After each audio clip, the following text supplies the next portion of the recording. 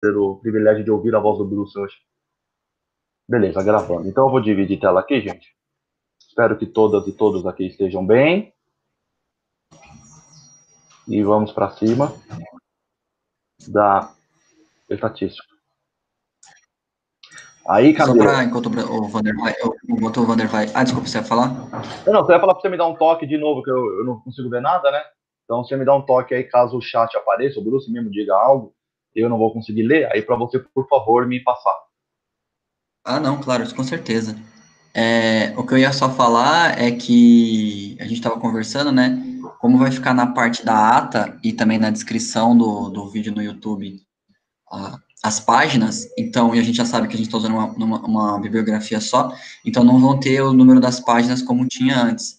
Mas a gente considerou que é fazer o trabalho duas vezes, já que já vai ter na, na descrição do vídeo e na ata, e também porque a gente está usando o mesmo capítulo, então se você sabe que é a atividade do 5.1, por exemplo, aí que está falando, é a mesma coisa que é do capítulo 5 do livro que a gente já está vendo da Estatística Sem Matemática para a Psicologia. Beleza? Só um aviso que já fica para o vídeo e já fica para o pessoal. Beleza, ótimo. E Pode começar, lembrando Wander, só. também que caso a gente use um outro livro, que nem usamos uma vez aí, está em alguma gravação, está nesse arquivo, que foi o livro do Field, aí esse aí vai ter, né, a capa sempre do livro vai aparecer o capítulo e a página desse livro inédito, que não é tão inédito porque está lá no Drive para baixar e tal, mas que a gente usa de retaguarda ele, né? O nosso foco é este aqui, que é o que nem o Camilo falou, estatística sem matemática para a psicologia, mas pode ser que a gente tenha que recorrer a outro material quando a gente achar que ou isso aqui ficou incompleto, ficou confuso, e o outro é mais fácil, mais didático, tá? Ou traz a continha, como esse aqui já raramente vai trazer, o outro traz, então pode ser que tenha isso, mas aí no outro, como ele é mais, ele aparece pontualmente em alguns momentos, aí colocaremos as páginas tal direitinho. Esse aqui, que nem o Camilo falou, a gente pensou em colocar os tópicos, né? 5.1. Então, se você for lá no capítulo 5, sabe que o 5.1 é isso aqui, por exemplo. Tá bom? Então dá para vocês se guiarem. Então, beleza, pessoal. Eu lembro que, só voltando rapidamente, a gente falou de hipótese nula, certo? Hipótese de pesquisa, vimos isso aqui, né? A questão da diferença entre o que é uma hipótese nula e uma hipótese alternativa ou de pesquisa. Vimos que a probabilidade, o alfa lá, né, tem a ver com a hipótese nula, então quanto ela pode estar correta, certo? Quanto à hipótese nula, ela nunca vai falar da sua hipótese de pesquisa, o quanto você está certo, qual é o poder da sua intervenção. Ela não vai te falar isso, mas ela vai te falar o quanto a hipótese nula ocorre, se ela ocorre muito ou se ela ocorre pouco. Se ela ocorre pouco, a ideia é que a gente possa pensar em rejeitá-la, né, para aceitar a hipótese alternativa. Se a probabilidade da hipótese nula ocorrer devido ao erro amostral for alta, aí nós não vamos poder rejeitar a hipótese nula e não vamos ver efeito, não vamos ver relação, não vamos ver diferença. Beleza? Acho que passando um pouco geral era isso, tá? Se a gente tiver alguma dúvida do que foi falado, conversado na semana passada, por favor, dê um toque que a gente volta.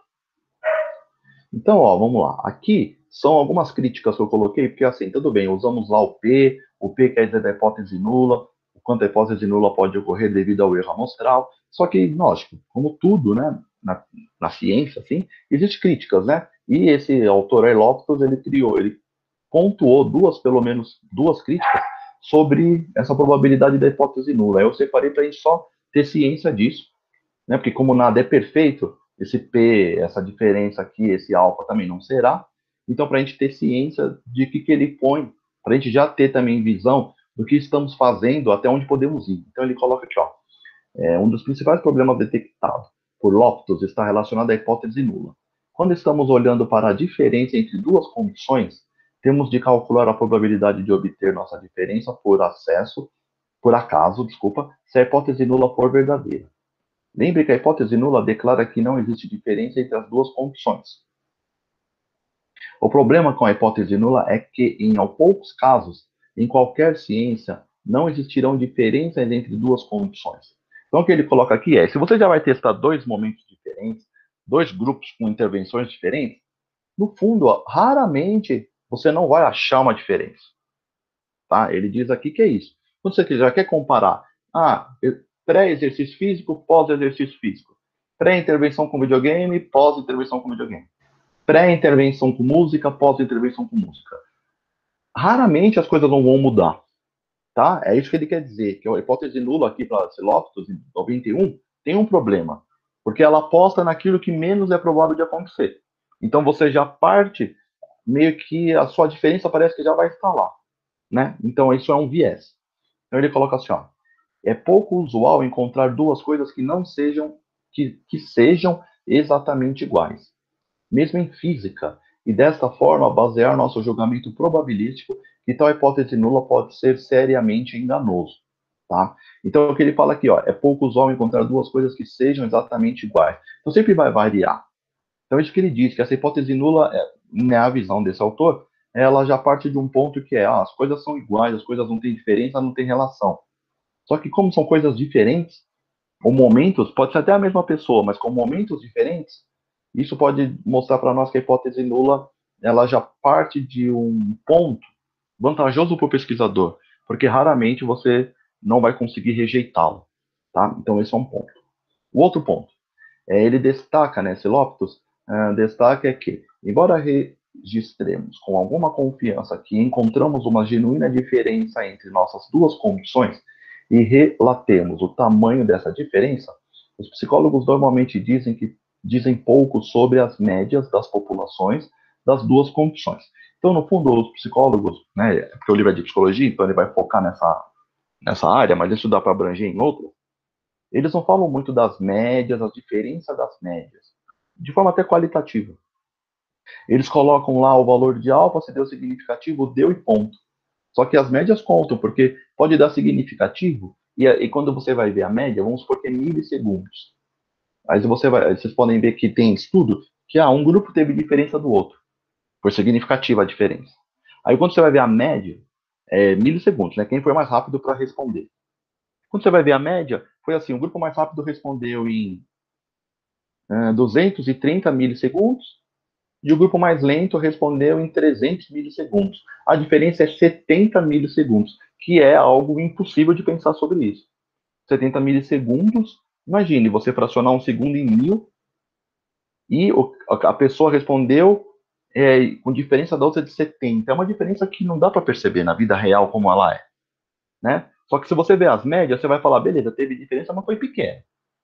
Então a média te ajuda nessa visão. Agora, se o cara não foca nisso, só quer mostrar que teve diferença, o alfa lá, dá para rejeitar a hipótese nula, aí você pode ter uma impressão que, olha, essa diferença deve ser boa, essa intervenção aí deixa os caras mais rápido. Mas deixa os caras mais rápido que 70 milissegundos, que não é nada, tá? Então, isso para a gente ficar sempre de olho também. E o Lopes argumenta que o teste de hipótese nos desvia de pensarmos sobre as médias populacionais. Ele sugere que podemos evitar essa armadilha relatando de forma rotineira intervalos de confiança, vimos já isso em alguns encontros passados, em nossos relatórios de pesquisa. Então, o que ele sugere coloque sempre um intervalo. O intervalo é uma medida mais que vai relacionar a sua média amostral com a média populacional.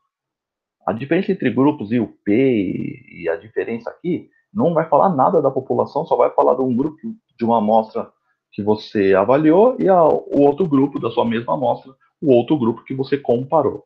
Então a ideia que ele dá de dica coloque sim intervalos de confiança na sua pesquisa, que você vai ter uma ideia mais populacional daquele efeito.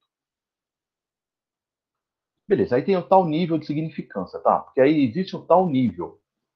Qual a probabilidade, o tamanho, o número que é um corte para nós? Existe isso, né? Então vamos lá. O nível de significância é isso, é o nome. Ele é considerado e entendido como alfa, que é esse símbolo aqui. Então sempre a gente vai pensar alfa como essa probabilidade, tá bom? E aí a ideia muitos psicólogos e mesmo muitas publicações respeitáveis da área utilizam a convenção de que uma probabilidade de 5% suficientemente pequena para servir como um ponto de corte. Isto é, dado que a hipótese nula é verdadeira, se a probabilidade de um dado efeito é menor que 5%, que esse aqui é a nota de corte que a gente sempre quer buscar, os 0,05. Se a gente achar 0,05 ou menos, a gente vai poder ter forças para rejeitar a hipótese nula, tá? Se esse número é maior, se aqui já fosse 0,06, aí já não conseguiríamos rejeitar a hipótese nula, tá? Então, o crivo, o marco, a pedra angular é esse valor, 0,05. Acima disso, não tem como rejeitar a hipótese nula. Abaixo disso, poderemos rejeitar a hipótese nula e pensarmos que a diferença entre os grupos foi por causa da nossa intervenção. Esse valor aqui, 0,05, ele corresponde de 1 em 20. Tá? Então, temos um suporte razoável para a hipótese de pesquisa. Então, o que significa? Se você conduz o estudo 20 vezes, somente uma vez nesses 20 estudos, um relacionamento ou diferença tão grande quanto o que foi observado aparecerá por acaso se a hipótese nula for ser verdadeira. Então, quando a gente consegue 0,05, quer dizer que, se a gente pensar, se a gente fizesse esse estudo 20 vezes, talvez desses 20 vezes, uma vez aconteceria por acaso, por erro amostral, tá? Se a gente amplia e faria 100 vezes, então eu vou fazer 100 vezes esse estudo. Vou repetir ele 100 vezes. Se o valor for 0,05, isso mostra para nós que das 100 vezes que a gente for fazer esse estudo, pode ser que 5 vezes seja por acaso, por conta do erro amostral, e 95 das outras vezes é porque o efeito de fato existe da sua intervenção, da sua manipulação. Tá? Então, a ideia de 0,05 corresponde de 1 em 20 ou de 5 em 100. Tá? E aí tem aqui, ó, se o P é menor que 0,05, a hipótese nula pode ser descartada, rejeitada. Se o P for maior que o 0,05, a hipótese nula não pode ser descartada, sempre lembrando, a hipótese nula é aquela hipótese que não vê diferença, não vê efeito, não vê relação. Então, se for maior, ela prevalece. Se for menor, então 0,04, 0,03, 0,005, aí a gente consegue descartar a hipótese nula, tá bom? Essa é a ideia. E aí nós temos só isso aqui para a gente poder vislumbrar. Então, de 20 ensaios, eu posso ter um ali que foi por acaso, mas 19 vão ser fortes, respaldando talvez que eu possa descartar a hipótese nula. E aqui, 100 ensaios, 100 testes que eu faço, se eu conseguir um valor 0,05, vai me dizer que 5 dos resultados ali pode ser por acaso, por erro amostral, e 95 tem grande chance de descartar a hipótese nula, tá? Então, esses aqui são os valores, esse P aqui é bastante importante. A partir de agora, acredito que nós vamos ver o livro todo, esse valor para saber. Deu significativo ou não deu? Rejeita a hipótese nula ou não rejeito? A intervenção que eu estou testando vingou? Deu boa coisa no final ou não? Esse P que vai dizer para nós. Infelizmente, ficamos à mercê dele. Nós vamos ver com o livro que ela vai dar outras estatísticas para ajudar a não ficar só preso nele, tá? Mas ele é responsável por muitas das nossas decisões, assim, de afirmar algo. Ah, deu certo meu experimento? Não deu. Muitos dos nossos experimentos estão vinculados a ele, tá? Mas, que nem eu disse, nós vamos ver outras, e acho que é legal a gente, quando for fazer os nossos estudos, partir para as outras, para poder ver as outras estatísticas se ajudam a não ficar muito preso nesse P aqui, tá? Então, esse aqui é o valor, né? E está aqui, ó, valor P. Para um teste de inferência estatística, em particular, é a probabilidade de encontrar o padrão de resultados em um estudo em particular, se a hipótese nula relevante fosse verdadeira. Essa probabilidade ela é condicional. Por que ela é condicional? Ela é condicional dado que a hipótese nula é verdadeira devido ao erro amostral. Ela tem essa condição, ela não é uma probabilidade livre. Está condicionada ao fato da hipótese nula ser verdadeira. Ou fosse, né? A gente não dá para saber se é ou não, mas se ela fosse verdadeira. E aí tem o alfa, né? Que é o critério de significância estatística que fixamos em nossas análises, que é o tal ponto 0,5. É a probabilidade que utilizamos como um ponto de corte, abaixo do qual podemos assumir que nosso resultado é improvável de tornar a hipótese de pesquisa mais plausível do que a hipótese nula. Aí tem, em muitas publicações, você verá os pesquisadores relatando. Isso acho que vocês devem ter visto, ou vocês encontram diariamente essas falas, que é, o resultado foi significativo ou não foi significativo. Né? Normalmente as pessoas colocam esses termos.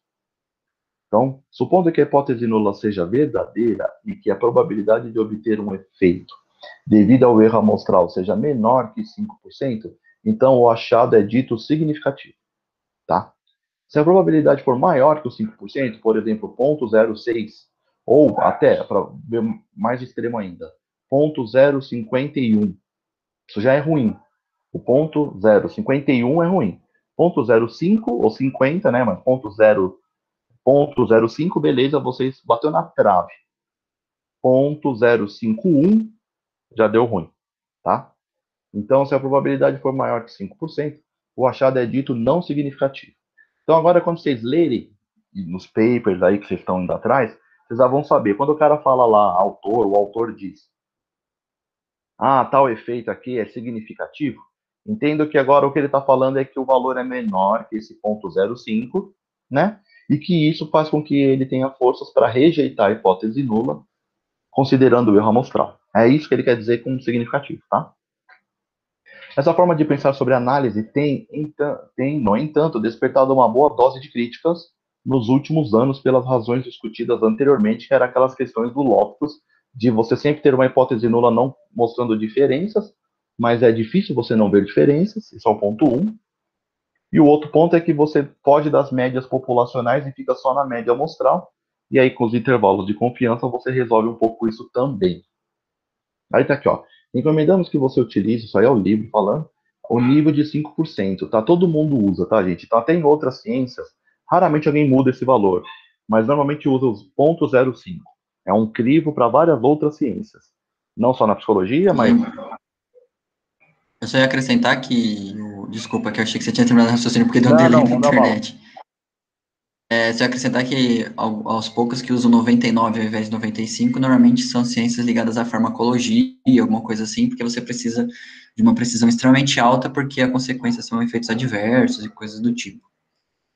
Isso, então assim, né? Tanto a parte de farmacologia, ou quanto engenharia, que você precisa de uma precisão muito forte de uma máquina, você não pode ter a margem lá de 5% de erro, tal. Você precisa de 99, senão alguém pode perder um braço, uma perna, dependendo, sabe, da máquina que for usar, ou que nem o Camilo falou mesmo, farmacologia, remédio, você não pode ter uma margem de 5% de erro, que o remédio faça mal às pessoas.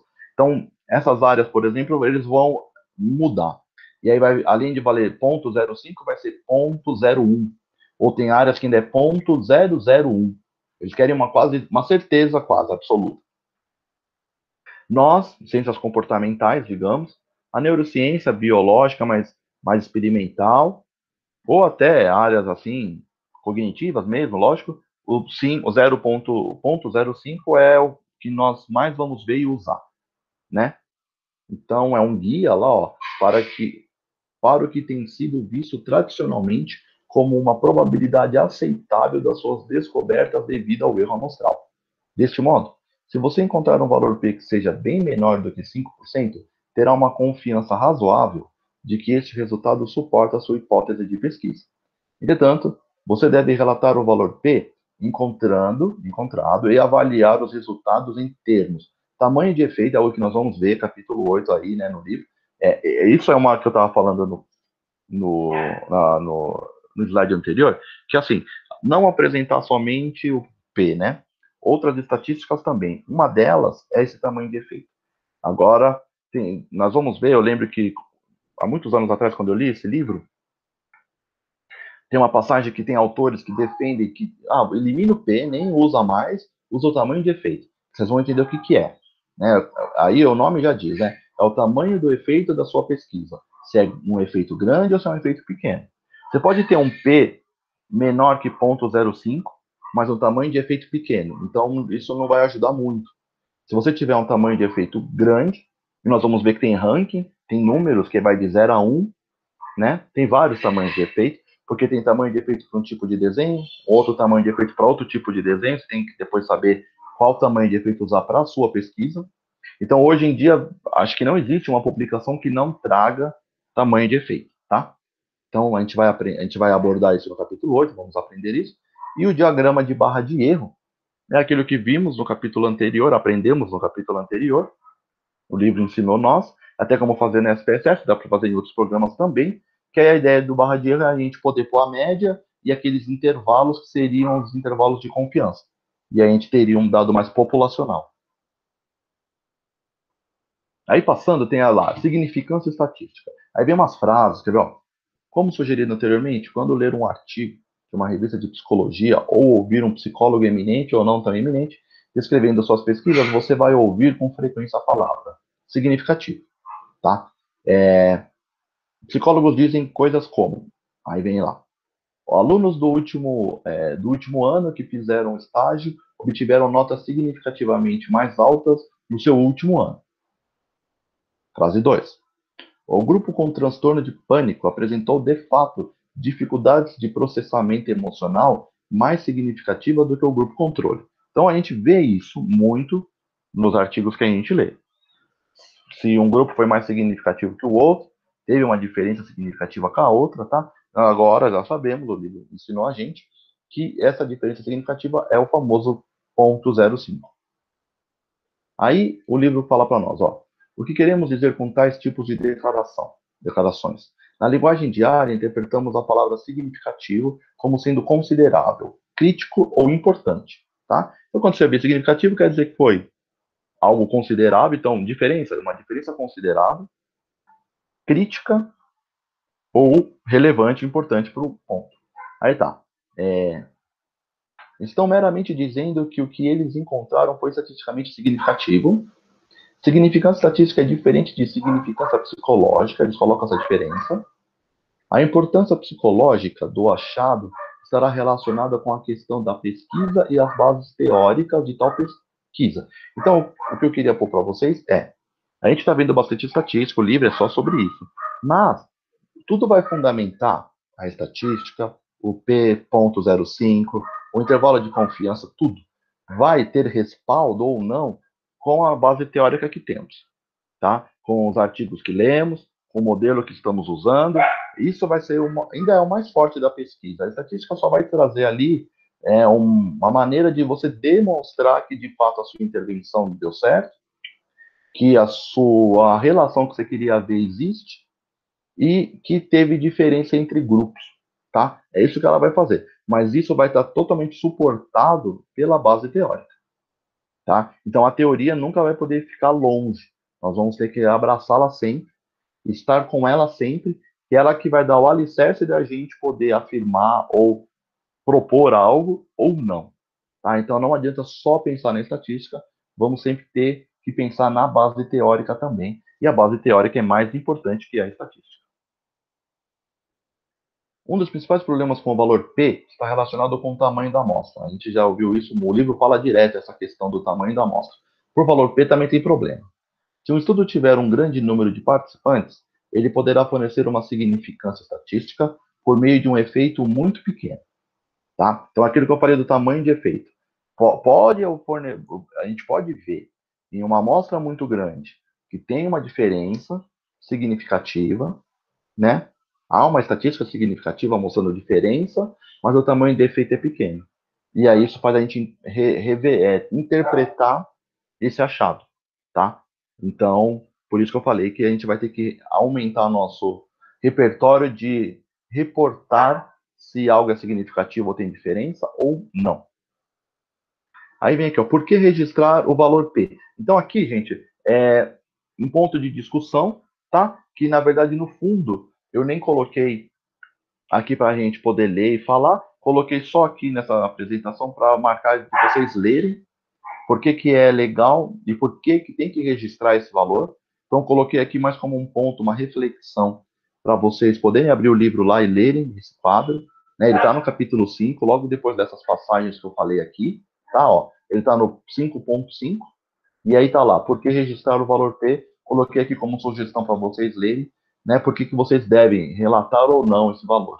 Beleza? Então, aqui foi mais uma dica de leitura. Página 156. 156, valeu, Camilo, perfeito, obrigado. Então, você já tem a página. Então, é só para vocês poderem ler, porque aí vocês vão ter mais... vocês vão estar mais apropriados do porquê tem que pôr isso daí. Aquele quadrinho vai ajudar numa reflexão, beleza? E aí tem ó, a interpretação correta. Então, como interpretamos corretamente esse valor aí, tá?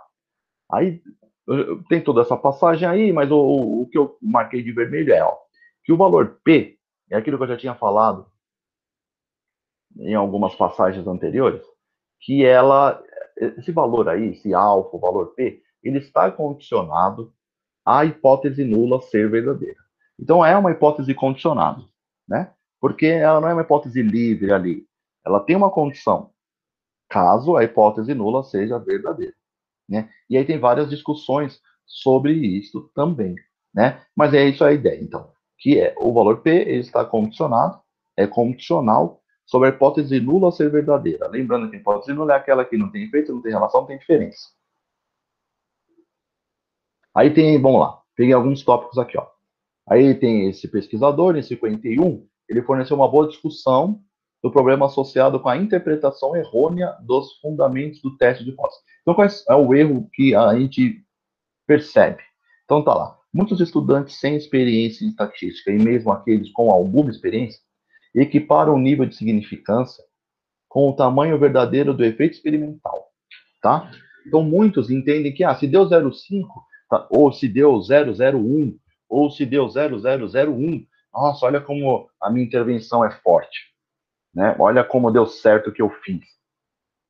E no fundo não quer dizer nada disso, né? Então, isso é para a gente sempre pontuar que esse valor só tem a ver caso a hipótese nula seja verdadeira devido ao erro amostral, mas não se a sua intervenção deu certo, se ela é poderosa ou, né, que você está no caminho certo, é promissor o que você está fazendo. Infelizmente, com essa estatística não dá para ver isso, tá? Quanto menor o nível de significância, mais forte seria, por exemplo, o relacionamento entre duas variáveis, tá bom? Então isso é uma maneira errada de ver. A maneira do P sempre vai ser a questão da hipótese nula ser caso a hipótese nula seja verdadeira devido ao erro amostral. Tá? Então, ó, isso não é o que de fato representa a significância de um achado. A probabilidade A fornece simplesmente uma indicação da possibilidade de se encontrar tal relacionamento por acaso se a hipótese nula for verdadeira. Por acaso. E é a possibilidade também. Então não é assim, a hipótese nula é verdadeira. É a possibilidade dela ser verdadeira, tá? É verdade que quanto mais forte for o relacionamento, mais baixa será a probabilidade de que ela seja encontrada se a hipótese nula for verdadeira. Mas isso não vai necessariamente ocorrer. Por isso que eu falei do tamanho de efeito, né? Você pode ter um P menor que 0,05, quando a gente for ver a estatística de tamanho de efeito, ver que o tamanho do efeito é pequeno. Então, não adiantou ter diferença ali, mostrar que a hipótese nula verdadeira pode ser rejeitada se o tamanho do efeito é pequeno. Assim, se fixarmos alfa ao nível tradicional de 5% e encontrarmos um relacionamento significativo, algumas pessoas dirão que existe uma probabilidade de 95% de que a hipótese de pesquisa seja verdadeira, né? Então a gente podia pensar assim, né? Pô, a relação foi significativa, o P foi 0,04. Então eu tenho 96% de probabilidade que eu estou certo. Mas não é isso, a jogada nunca é essa. Então, para ficar bem claro que a jogada nunca é essa, tá? Isso é falso, ó, que nem ele coloca. De fato, não sabemos qual é a probabilidade de que a hipótese de pesquisa seja verdadeira. A gente não sabe sobre ela, né? Nossa probabilidade alfa é condicionada ao fato da hipótese nula ser verdadeira e não tem nada a ver com a falsidade ou veracidade da hipótese de pesquisa. Por isso, de novo, que tem outras estatísticas para isso, que é tamanho de efeito e poder do teste, que eles chamam, poder do teste, né? Aí sim, você vai ter uma ideia um pouco melhor sobre a sua hipótese. Mas esse P05 só tem a ver condicionado ao fato da hipótese nula ser verdadeira devido ao erro amostral. Tá bom? Então não pense que se deu 0,001, a sua intervenção é promissora. O que a gente está descartando com esse 001 é que talvez a hipótese nula não seja verdadeira, a gente não vai Caso ela seja verdadeira, ela é muito pequena. Então a gente pode rejeitá-la. Mas o quanto a sua intervenção é forte, isso nós não sabemos, tá? Então, ó, aí entre os testes, né? Os testes vão entrar. Então, assim, ó, imagine que você está investigando a relação entre o número de horas de estudo, já vimos isso, né? O livro já mostrou para nós, e o desempenho em uma prova. Suponha agora que você realizou o estudo e encontrou um padrão de valores semelhantes ao apresentado na figura 5.3, essa é a figura. Então, no eixo X, nós temos horas estudadas por semana. Então, tem pessoa que estudou 10 horas, 20 horas, 30, 40, 50, 60 horas, tá? E aqui, notas na prova. A pessoa pode zerar, não tirar nada, ou vai tirar 100, né? Acertou tudo, tá? Então, a ideia aqui não é quem causa quem, mas essa elas andam juntas. Se uma unidade a mais em horas de estudo, também vai ter uma unidade a mais em nota na prova. Essa é a ideia da correlação, por exemplo. É aqui tá. Como você calcularia a probabilidade de que esse relacionamento seja devido ao erro amostral se a hipótese nula fosse verdadeira? Aqui é onde precisamos utilizar testes estatísticos inferenciais, tais como o de coeficiente de correlação momento, produto de Pearson, né? Então, nós vamos, eu não sei se é o próximo, mas o primeiro teste estatístico do livro é correlação. Então, aí nós vamos entrar na seara dos testes estatísticos, tá? Que é aí que a gente vai poder ver se essa relação devida ao erro amostral existe ou não. Então, ó, se você conduziu um estudo que examinou a diferença entre duas condições de uma variável independente, você usaria um teste tal como o teste T para calcular a sua probabilidade. E aí, assim, a ideia é, você vai ter, hoje em dia, muitos, na verdade, uma gama diversa de testes para usar. Antigamente era mais restrito, tinha um ou outro, agora tem milhares. Milhares eu não sei, mas tem centenas. A ideia é que você vai precisar estudar e ver qual é o que melhor se comporta e responde aquilo que você quer apresentar. Aquilo que melhor responde aquilo que você investigou. Então não é escolha qualquer um que está aí, o mais fácil. Tem que ver aquele que é pertinente à sua pesquisa. Tá? Então tem muitos que usam o mesmo teste, né? Tem testes que são amplos e eles, por exemplo, a nova é um teste de variância. Já estudamos o que é variância, certo? Lá o livro mostrou para nós os primeiros capítulos ao que é variância. Então, muitos desenhos de pesquisa querem saber a variância, então vários usam a nova. Ela abarca uma camada grande de diversos testes diferentes e de estudos diferentes. E tem testes mais específicos.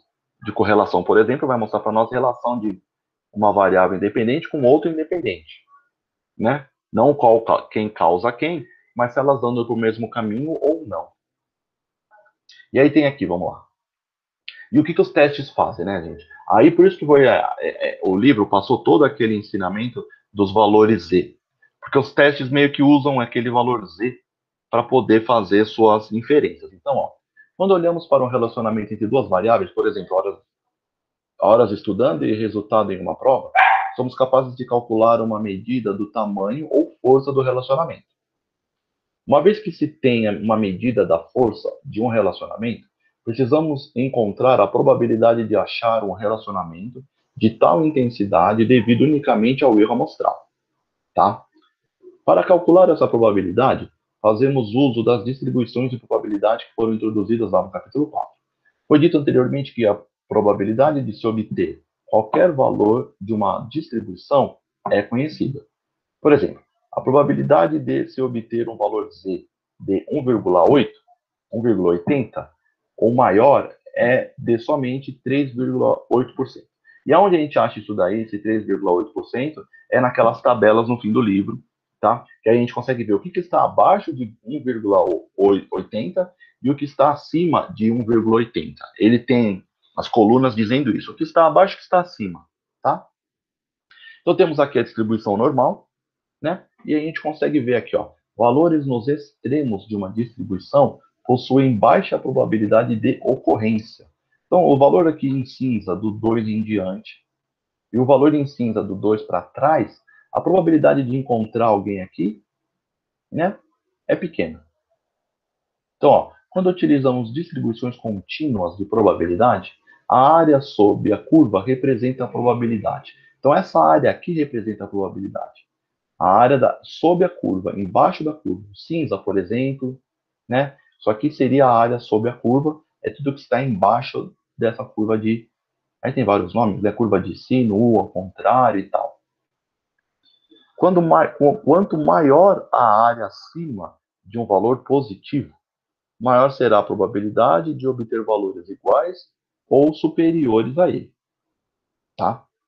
De forma semelhante, quanto maior a área abaixo de um valor negativo, maior será a probabilidade de obtermos valores iguais ou inferiores a ele. E aí o que podemos pegar é, podemos concluir que tal relacionamento é improvável de ter ocorrido por acaso. Isto é, ter sido resultado de erro amostral. Então, se você tem um valor aqui, por exemplo, vamos supor que o seu valor de P deu algo assim semelhante aqui, ó, zero. Então você vai ter toda essa área aqui ou igual a zero, ou tudo isso para depois, né? Então a probabilidade de ter um erro aqui, ela acaba ficando grande, porque eu tenho muito espaço. Quando ele vai para as pontas, a probabilidade de ter acontecido um erro amostral aí começa a ser pequena, tanto para valores positivos quanto para valores negativos, tá? Então, no fundo, isso aqui é mais visualmente. Normalmente, quando a gente vai ver o P, a gente não pensa nisso aqui, mas é como se a gente pensasse o valor lá da probabilidade, o alfa de 0,05, e isso relacionado a uma curva de distribuição normal, como seria essa relação, tá? Isso mais visualmente, não é os programas estatísticos não trazem o valor P em forma de gráfico, traz um valor só lá. E aí você já consegue inferir ou não alguma coisa sobre a hipótese nula. E aí, gente, só para a gente não ficar e eu só falando aqui sem parar, eu separei aqui, nós, na verdade, tanto Camilo como eu separei 4 perguntas que estão lá no final do capítulo, tá? E aí eu quero saber agora de vocês aqui a resposta, tá bom? Então analisem as perguntas, aí vão marcando e depois a gente vai pegando de um por um, sei lá, todo mundo põe no chat, entendeu? Então vamos lá, pergunta número 2, vamos fazer uma ordem, sei lá. Ou vocês escolhem uma das 4, qual vocês querem começar a responder? Aqui para a gente praticar, para a gente poder avançar um pouco assim e não ficar só ouvindo eu ou o Camilo falando, mas para vocês poderem também ser ativos aí. Então, qual dessas vocês querem começar? Acho, como sugestão, como tem 4 pessoas, né, que tem a André, o Felipe, a Juliana e a Letícia, tem 4 questões, acho que pode ficar uma para cada. Aí, Beleza. para ser uma democracia aleatória, a gente coloca por ordem de alfabética para cada questão, para não precisar escolher, para ser mais rápido. Então, aí a Andrea fica com a 2, o Felipe fica com a 4, aí a Juliana fica com a 7 e a Letícia fica com a 10. Tudo bem para Não, vocês? Foi só para vê se o pessoal agilizar, para ficar mais fácil. tá bom, vê a resposta do pessoal aí, eu não estou vendo. E aí outra coisa que eu queria só então apontar aí assim, cada um vai colocar, ou vai falar, ou vai pôr no chat a sua beleza, que é a ideia do Camilo, se todo mundo aceitar. Então, seria assim, a pessoa iria e falava lá a sua alternativa.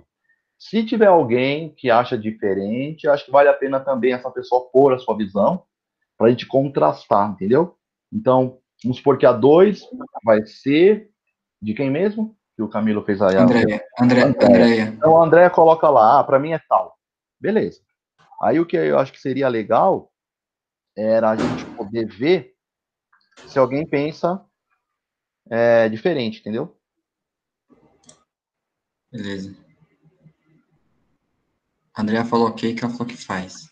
Não, Então, tá beleza, então ela vai responder ótimo. daqui a pouco.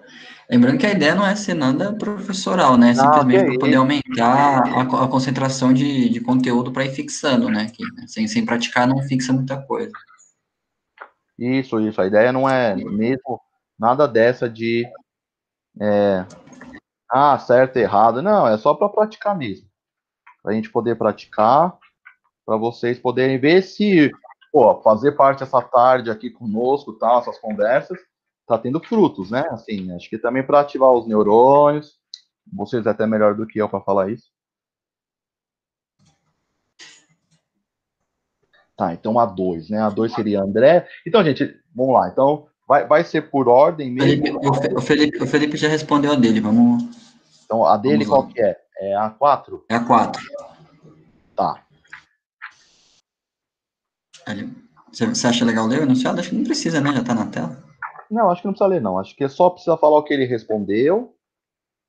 Ele respondeu A. Ah, então vamos ver só aqui. Então, vamos lá.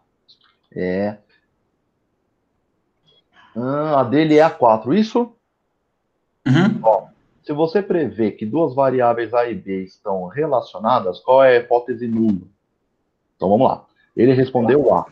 E não existe relacionamento entre A e B, beleza. E aí tem as outras, né? Então, sim, nessa ideia aí, a resposta certa mesmo é a A. Que se a gente já prevê que essas variáveis estão relacionadas, então tem uma correlação, certo? A gente imagina isso. A hipótese nula, então, é o oposto disso. Quer dizer, não tem. Alguém vê diferente isso aí? Todo mundo concorda?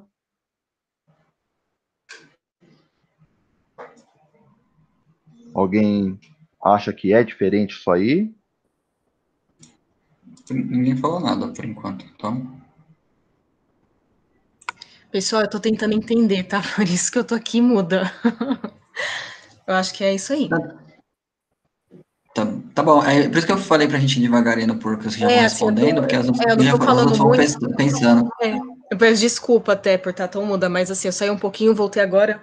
Eu tô tentando entender, por isso que eu não tô participando tanto. Vou dar uma olhadinha na minha, pra ver se eu consigo responder. Não, sem problema. Sem problema. Então, concluindo, a 4 do Felipe, é isso aí. Que é a letra A, que eu acho que tudo não existe relacionamento entre elas por causa da hipótese nula. Beleza. É só uma coisa interessante, né, da gente pensar é que, assim, aí na pergunta está escrito que não existe relacionamento, né? Mas se a gente estudar a correlação, a gente vê que tudo tem pelo menos um pouco de grau de relacionamento, né? Sim, e vai ter de vez em quando, Felipe, você vai encontrar nas suas pesquisas, talvez, você vai ver que sempre vai ter, ou positivo ou negativo, isso vai aparecer na correlação, mas tem hora que está muito baixa, sabe? Que a gente chama de correlação fraca. Então, isso que você falou, sempre vai ter mesmo. Aí raramente vai estar zero, porque o zero não tem nada. Raramente você acha uma correlação zero. Você pode achar 0,5, zero alguma coisa, sabe? 0,1, mas raramente zero. E zero quer dizer que não tem relação nenhuma. Então, que nem o Felipe falou, sim, sempre vai ter uma relação mínima que seja, tem. E aí é dividido, né? Nós vamos ver nos capítulos que é dividido entre fraca, média e forte. E o 1, e a mais forte de todas é quase perfeita. Que aí poderia se pensar que uma coisa é igual à outra. Mas perfeito, legal, Felipe, sua colocação.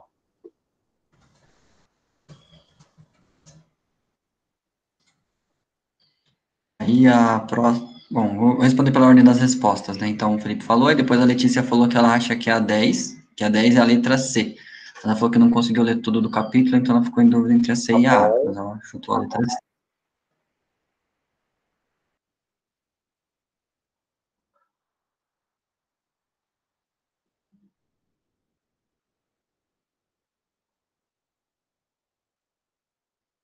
Tá. Então, ó, a 10 é isso mesmo, tá bom? Então, vamos lá. Se você obtém um valor P de 4%, o que isso significa? Aí a letra C, que foi o que a Letícia respondeu, foi a probabilidade de obter o efeito que você tem devido ao erro amostral, se a hipótese nula é verdadeira, é 4%.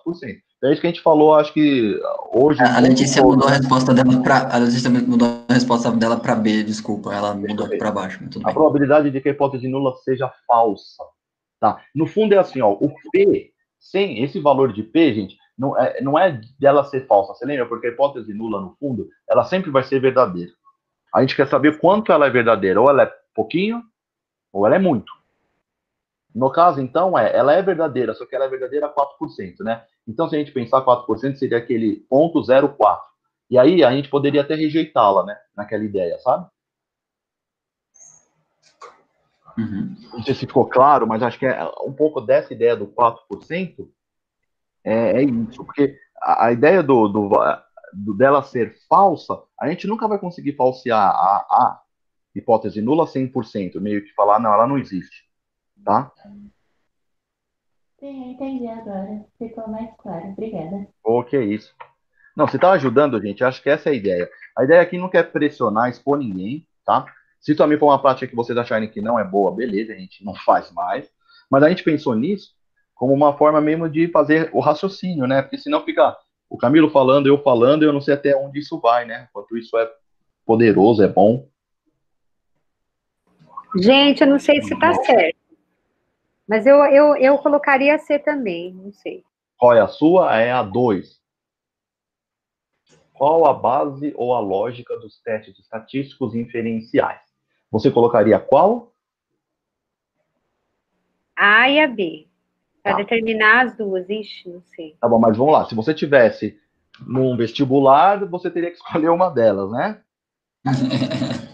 Vamos pensar nessa pressãozinha do vestibular. Vai. Cara, é verdade. Qual você escolheria? Gente, desculpa, eu tô no conselho. Eu tô ouvindo aqui, ouvindo lá. Desculpa. Então eu colocaria D. Eu colocaria D. Ai, desculpa, que fora. Colocaria a... Peraí, a D. A D, tá bom. Ai. Tá. Então, no fundo, vamos lá. Então, vamos lá, 2. Qual é a base ou a lógica dos testes estatísticos inferenciais? 1. Determinar a probabilidade de obter um efeito devido ao erro amostral quando a hipótese nula é verdadeira. Beleza, isso está certo. B. Determinar a probabilidade de obter um efeito devido ao erro amostral quando a hipótese nula é falsa. Tá? Determinar a probabilidade de se cometer um erro do tipo 2, que isso vem depois, né? Tá. Então, a gente poderia aceitar, sim, a letra D, tá? Como a... Você tá sendo bonzinho, Wander? Não. Tem razão. Nada de bonzinho aqui. Eu nem conseguiria, porque até depois vocês podem ver, no livro mesmo tem as respostas lá, tá? Então, dá para vocês verem. Mas a ideia não é ver antes, né? Porque senão quebra a graça de vocês refletirem. Mas depois é legal ver, ou até fazer, quando tiver tempinho, para ver se está pegando a parada, né? E aí falta, então, só a 7, é isso? Mas eu fiquei com dúvida do determinar a probabilidade de se cometer um erro do tipo 2. Tá. É que o erro tipo 2 vocês nem viram ainda, né? Então, foi isso que me deixou assim, gente, para mim a A e a B estão certas. A C eu não tenho certeza. Então, mas é que como eu pensei, gente, eu não sei por que eu pensei em duas respostas, desculpa. Tá bom. Não, tudo bem. Não, sem E problema. aí a última resposta da Juliana, que é da 7, a Juliana colocou B de bola. Tá. Então, vamos só ver. Ou era D, Juliana, e a B era outra, agora eu fiquei confuso. É porque a Juliana falou D e depois ela falou 7B. B mesmo, É a B, o que eu acho, tá, pessoal? O que eu acho. Essa semana eu não consegui dar uma olhada, né? Eu acho que a B eu não consegui acompanhar a reunião completa também, que eu tô parcialmente trabalhando, mas eu tô achando que é a B. Ok.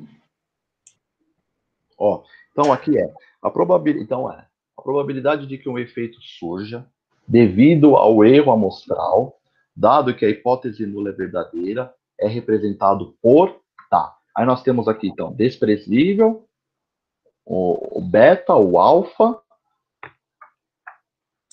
e nenhuma das alternativas acima. Eu só não peguei direito, né, o que foi respondido, porque parece que teve... B de bola. B de bola, tá bom, né? Que é isso. Na verdade, aqui dá, assim, que é esse beta. O beta vai aparecer na parte posterior, tá? Quando nós formos falar por exemplo, quando nós formos falar de erro tipo 2 e tal, tá? Mas então essa é a probabilidade. Então, a probabilidade de que um efeito surja devido ao erro amostral, dado que a hipótese nula é verdadeira, é representado por. Então seria, né, pelo menos que eu vejo aqui, seria mesmo este beta, tá? Então, agora 2 horas. Então, não sei, gente, o que vocês acharam das questões assim? É ruim? Não é legal porque expõe? É bom porque faz refletir? Isso é um ponto para a gente poder conversar agora. Eu acho que é válido e acho que se não souber responder, pode ser claro, né? Mas eu acho válido fazer isso sim. Acho que é mais interessante mesmo. Legal, ótimo. Alguém vai em outra linha? E, por favor, se for em outra linha, estamos numa democracia, pelo menos até o momento, né? Então, a gente pode, sim, debater e alguém falar, não, eu não gostei porque eu não quero me expor, e qualquer outra, né? Opinião, tudo é bem-vindo aqui. Eu acho que é necessário para aprender, né? Porque a gente aplica o que a gente está vendo na teoria também, né? Sim, legal, ótimo. A Letícia disse que gostou e a Andrea disse que foi excelente. Tá bom. A ideia vai ser, de vez em quando, né, tanto o Camilo como eu conversamos, de vez em quando colocar para quebrar um pouco a cabeça mesmo, só para a gente ver se estamos no caminho certo, né, e se a gente está conseguindo reter o conteúdo, ou se não, né, se a coisa está um pouco dispare aí, se a gente está meio que, ou se a gente tem que ler mais. Acho que questões assim, esses momentos mostram para nós o que a gente precisa talvez ler mais, ler menos, o que já está bem absorvido, o que ainda precisa ficar, né, porque falta. Acho que ela dá esse tipo de aviso para nós. É assim que eu entendo, tá bom? Então, pessoal, 2 horas, acho que para ser fiel, certo? Por mais que começou um pouquinho depois, mas para ser fiel, porque eu mesmo tenho outros compromissos, todo mundo aqui deve ter os seus. Então, nós vamos encerrar por aqui.